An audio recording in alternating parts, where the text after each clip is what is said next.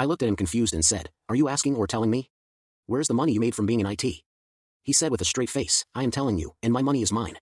Don't worry about what I do with it. Plus, I knew how much you made. That's why I haven't been looking for a job and told my mom that she can start demolishing." I told him that I am not doing a damn thing, and if he wants to help his mother, he can do it himself, and I left the conversation. I found his behavior kind of odd because he never talks to me that way, nor has he ever been demanding like that.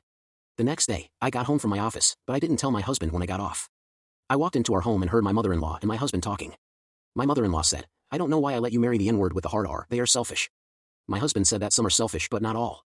I walked towards my husband and said I wanted a divorce. I went upstairs, packed most of my clothes, and luckily I bought myself another property that I could stay at that my husband didn't know about. He called me later, saying that what I heard had an explanation to it, and I hung up on him.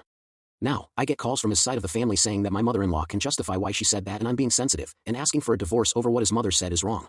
So, am I the a-hole? Sorry for the long post. Thank you for taking your time to read this. Red Heart. Update 1. I want to say thank you guys first and foremost for all the support given throughout this week. Please get your snacks and wine or whatever, because I'm very petty, and I'm probably the a-hole for the things I did, but do I care? No, because sometimes revenge is very sweet. On Monday, I met with a lawyer. First and foremost, I wanted to make sure my source of income was secure. Secondly, I wanted to ensure that if I were to go through with a divorce, I was 100% protected, and I am. But still trying to be a wife and having love for him, even though he didn't do his job as a husband, I still wanted to work it out. Say it with me, guys, you're dumb.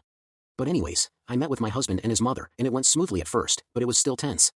My husband apologized like 1,000 times, so I said, okay. His mother said, I am sorry as well, and I nodded. Then she asked if I could still help her with the house and bills. I told her no. She looked confused and said, but I apologized. I said, just because you apologize doesn't mean I'm ready to accept it, and you're not going to bully me into thinking otherwise. She got so angry her face turned red and she said, and I quote, "You self-centered ****ch. Your kind is always self-centered, and I'm glad my son cheated on you. We are going to get the money from spousal support." I don't know if you guys saw that Fox show Empire when Cookie Lion was going to hop over that table. I almost did, you guys, because even though she is my grandmother's age, it would be like slapping my grandmother. Therapy works for some. So instead, I laughed. I looked at my ex-husband. He couldn't even look me in the eyes, so I knew it was true.